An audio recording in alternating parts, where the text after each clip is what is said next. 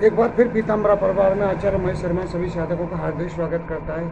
साधकों में आशा करता हूँ कि आप श्री हरि विष्णु की कृपा से कुशल पूर्वक होंगे। साधकों, अभी अभी मैंने एक वीडियो डाला है,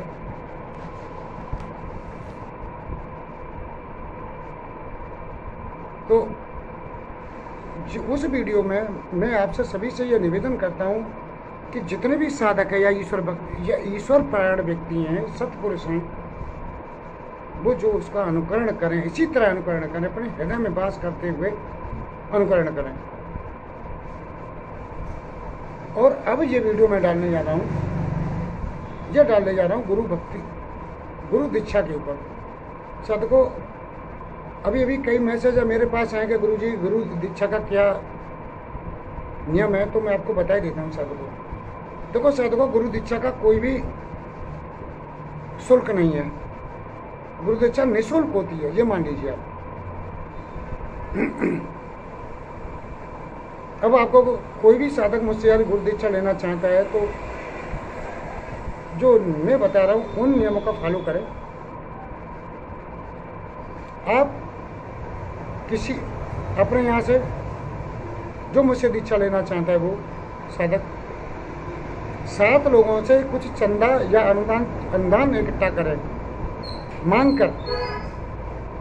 और उनसे ये नहीं कहना है, जिनसे तुम पैसे अनुदान मांगोगे, उनसे ये नहीं कहना है कि मैं जो दीक्षा के लिए अनुदान मांग रहा हूँ, ये नहीं बोलना है आपको। केवल ये बोलना है कि हमारे गुरुजी के आश्रम में कुछ धार्मिक कार्यक्रम चल रहा है, उसके लिए चंदा, ये चंदा नहीं, अनुदान दे दीजिए। इस तरह 7 लोगों से अनुदान मांगना है आपको। अब ये मांगने की थ्योरी मैं आपको आगे चल के बताऊंगा वीडियो में, लेकिन पहले ये चीज़ें सुन लें। उस अनुदान को लेने के बाद में अपनी सामर्थ्य अनुसार 200, 250, 500, 1000 जितने भी तुम्हारी सामर्थ्य है, उसमें उन पैसों में उन पैसों को मिलाएं और अपने घर पर सब्जी पूड़ी बनवाएं और कुछ मिठाई उसमें रखें, जैसे गुड़ हो या और कोई मिठाई हो, और किसी मंदिर पर जाकर साधु संतों को खिला दें। किसी मंदिर पर जाकर साधु संतों को उस बनी हुई उस खाने को उनको खिला दीजिए, और अपने हाथ से खाना खिला के उन्हें पानी पिला के अपने हाथ से, तब भगवान श्री कृष्ण से कहिए कि हे प्रभु, और महावतार बाबा से कहिए कि हे ब्रह्म, मैं आपकी शरण में आना चाहता हूं, मुझे अपनी शरण में लीजिए। इतना करने के बाद साधक मेरे पास नाम, पता और फोटो अपना भेज दे, तो मैं उसे दीक्षा दे दूंगा, ये कह के बता के कि हमने ये जो कार्य कर दिया है, तो वो दीक्षा का पात्र हो जाता है, मैं उसे दीक्षा दे दूंगा। इसमें दीक्षा में कुछ नहीं चाहिए। यह साधक की दीक्षा वाली बात हो गई, यानी मुझसे, यानी बाबा जी से, श्री कृष्ण से जुड़ने वाली बात हो गई। अब आती है कोई साधना वाली बात। या तो कोई साधक साधना लेता है भाई, उसका अनुदान तो साधना के अनुसार ही फिक्स किया जाता है, वो तभी बताया जाएगा। दीक्षा निःशुल्क है। अगर साधना लेता है तो साधना का अनुदान फिर अलग है। अब मैं यह बताता हूँ आपको उस रहस्य को जो आपने अनुदान मांगा था। साधकों, यदि आप कोई भी कितना भी बड़ा घमंडी हो, किसी के सामने हाथ फैलाता है, तो उसका घमंड टूट जाता है, और वही दीक्षा का पात्र होता है जिसमें घमंड नहीं होता है, जिसमें अहंकार नहीं होता है।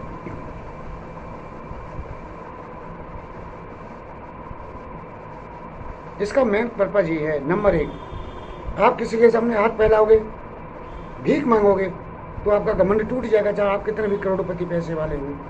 ठीक है, आपका घमंड टूट गया कि आपने भीख मांगी है।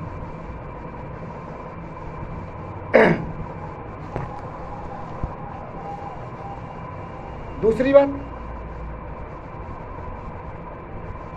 जो आपने खाना बनाया है, खाना आप उनको खिला रहे हो, तो उसमें तुम्हारे पाप कुछ क्षय हो जाएंगे। जिस साधु संतों को भोजन करा रहे हो, उससे तुम्हारे कुछ पाप क्षय हो जाएंगे, जो तुम्हारे लिए दोनों ही प्रक्रिया हितकर है तुम्हारे लिए। उधर आपका घमंड भी कम हुआ, इधर आपके खाना खिलाए कुछ साधु संतों को खाना खिलाने से आपके पाप भी क्षय हुए। तो साधकों ये प्रक्रिया अवश्य कर लें, और उसके बाद में जो भी साधना चाहते हो मैं आप साधना करते रहिए। साधकों में एक बात और यहाँ आपको बताना चाहता हूँ कि श्री कृष्ण भगवान जो है अर्जुन के सारथी क्यों बने, ये एक सोचने वाली बात है। अपनी सारी सेना दे दी कौरवों को और उनके सारथी बन गए, ये एक बहुत बड़ी सोचने वाली बात है। तो साधकों उस रहस्य को आप मैं आज को बताता हूँ, रहस्य को सुनिए। ये हमारा शरीर क्या है, एक रथ है, शरीर रूपी रथ है ये हमारा शरीर। मस्तिष्क हमारा सारथी है।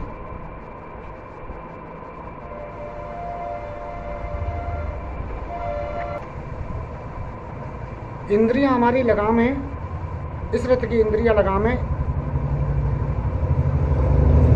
और हमारी इच्छा है ये घोड़े हैं। इस शरीर रूपी रथ की ये एक संरचना है। अब इच्छाओं पे लगाम लगाने का कौन है, इंद्रियां हैं। इंद्रियों पे कौन लगाम लगाएगा, यानी लगाम कौन पहुंचता है, सारथी यानी मस्तिष्क। अगर हमारा मस्तिष्क जो है स्वस्थ होगा, बलवान होगा, तो इंद्रिय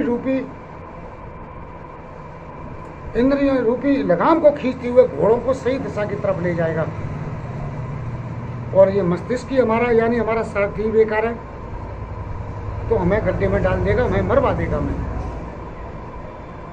ये मैं तुम्हें प्रकरण शॉर्ट में समझा दिया है साधकों। इसीलिए श्री कृष्ण भगवान जो है अर्जुन के सारथी बने थे कि बुद्धिमान सारथी, यानी इस बुद्धिमान साथी होने से विजय हासिल हो जाती है। इसी तरह हमारा ये शरीर एक रथ है, और हमारा सारथी बुद्धिमान यानी मस्तिष्क हमारा बुद्धिमान हो, ये अति आवश्यक है।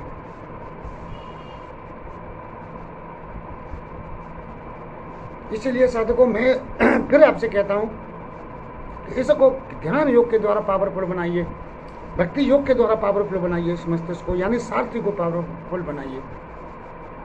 तो साधकों इस वीडियो में इतना ही, अगले वीडियो में फिर आपसे मिलता हूँ। जय श्री कृष्ण, जय श्री कृष्ण।